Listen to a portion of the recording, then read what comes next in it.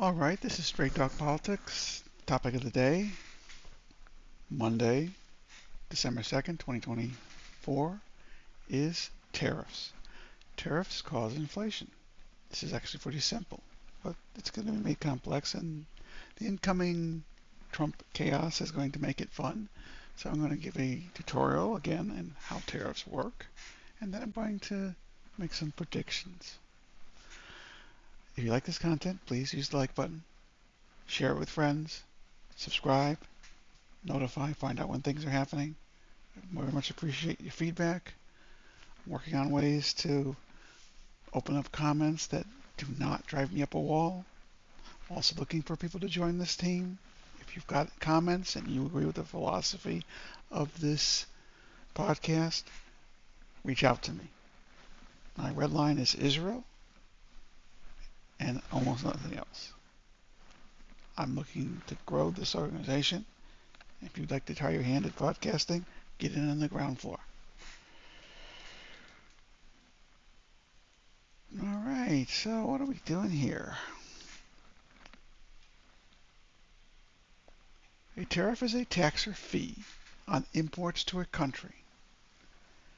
In the example I use, we'll use the Toyota Corolla. It's manufactured in Japan, and the price to consumers is $20,000. In order to get that car in the country, the importer has to pay the tariff, the import duty. In the case of the 20% example that we're talking about on this Toyota Corolla, that's going to cost $4,000. So those of you who don't remember your public school education on this topic, what do you think is going to happen to that $4,000? Is Toyota just going to take the hit and leave the price of the Toyota Corolla at $20,000? Does anybody think that's really going to happen? No, that's not what's going to happen. The tariff is paid by the importer at first, and then it gets passed down the line to the consumer.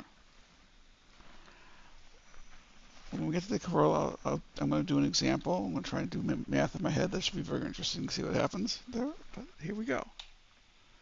The tariff is passed on to consumers nearly 100% of the time. There are certain circumstances where small tariffs are not passed on to consumers, but in general, if a Toyota Corolla that sells for $20,000 has a 20% tariff added to it, it's going to be charged $24,000 to the end consumer. If you actually look at the consumer sticker in most states on cars, you'll see some interesting language there that talks about fees and taxes and things like that. And we're already paying a pretty decent amount on some of these imported goods. And the car is an easy example mathematically, but everything we buy, clothing, basic necessities, even food,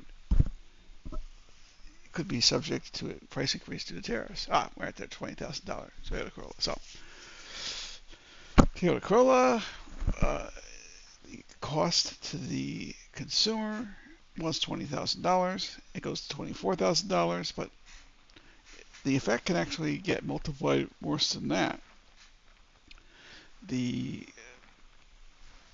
The importer, the entity that takes the Toyota Corolla out of the shipping container, puts it on a truck, and sends it to a dealer, they have to pay the duty then. And in some cases, there's middlemen and third parties, and everybody needs a profit. And a lot of these charges are by percentage. So this basic example can quickly escalate by another $1,000. Whoa, sticker shock. Another good example is what they call MUM, which is a sales tax in Israel. If I, as a software developer, purchase software package it up, and then install it in someone's office, I have to pay, I think it's, they just raised it, I think it's going to be 18% value-added tax in order to install that in someone's computer system.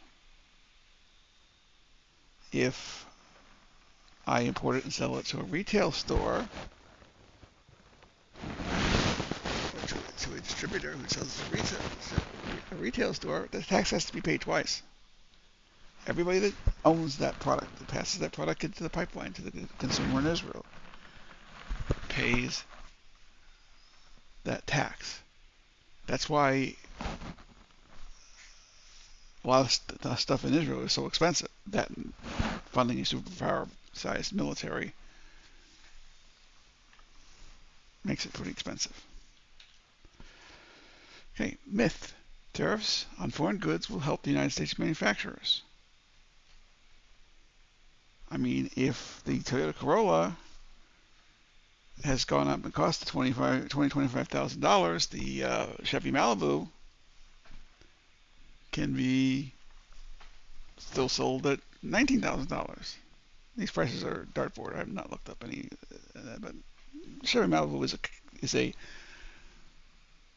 equivalent car to some degree. So, but there's a problem.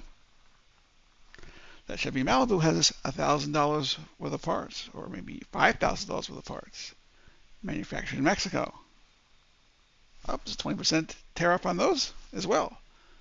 So the $5,000 in parts just went up in price by $1,000. Now, admittedly, the Chevy Malibu has got a price advantage of the Toyota Corolla, but in real life, the numbers are a little bit more complicated and difficult to obtain.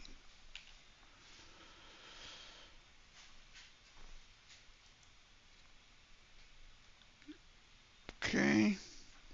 Fact. The broad tariffs being threatened by the incoming Trump administration will trigger a retaliatory tariff. They call it a trade war. U.S. products will increase in price. Demand for U.S. goods will go down. This will cost jobs. This happened in 1930. I'll get to that example in a minute. Here's my GMC Terrain example. Sells for $30,000, has 6,000 dollars worth of parts manufactured in Mexico. The cost of manufacturing is increased by $1,200. The price has gone from $30,000 to $31,200. Wow. Didn't Donald Trump promise us less inflation? Maybe I'm not understanding him. Maybe he's too smart for me. I don't know. But it sounds like we're going to get more inflation.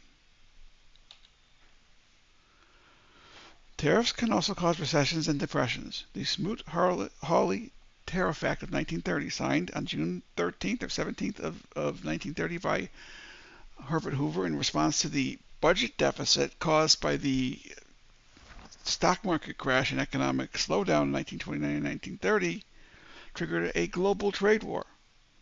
By the time the economy bottomed out, 25% of the United States labor force was out of work.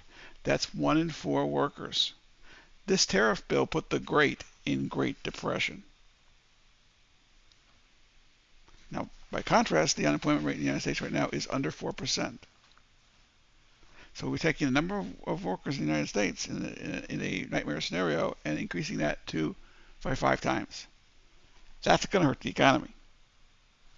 Again, I thought Donald Trump promised us less inflation and a better economy. He said the economy was horrible right now. On election day, the stock market was at a record high. It's continued to go up, but it nearly doubled since the end of the Trump administration. Oh, it was the Chinese virus, the pandemic. It was China's fault. It's kind of interesting how credit was handed out on this economic situation.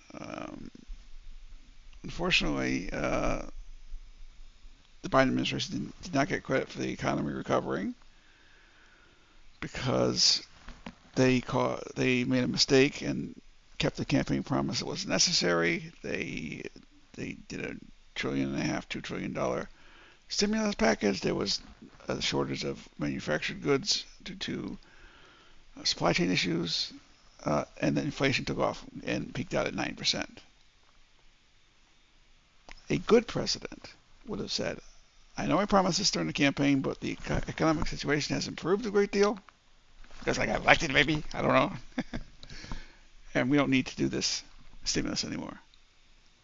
But I don't know if that would have got Biden out of trouble because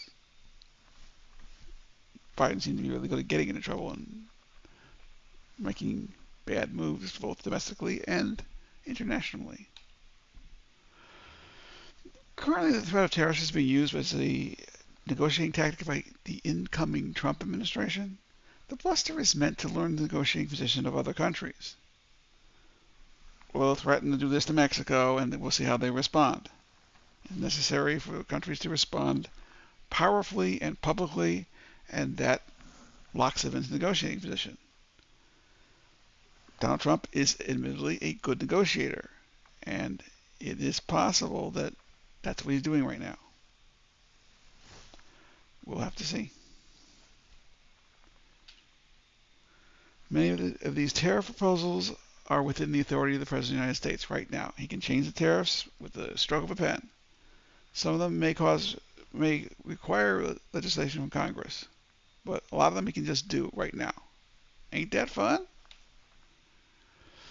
The probable outcome of this chaos-laden war of words is A, 1, higher inflation, 2, an economic recession, a wave election in 2026, putting the Democrats back in charge, and a lot of Americans suffering. What did Donald Trump just do to me? It's avoidable. The Congress can take back its authority from the President of the United States. They can attach this to a must-pass bill, like the debt ceiling or the budget that's supposed to be dealt with by the end of December. But the United States Congress is very good at protecting its authority, not giving more authority away, but it's not been very good at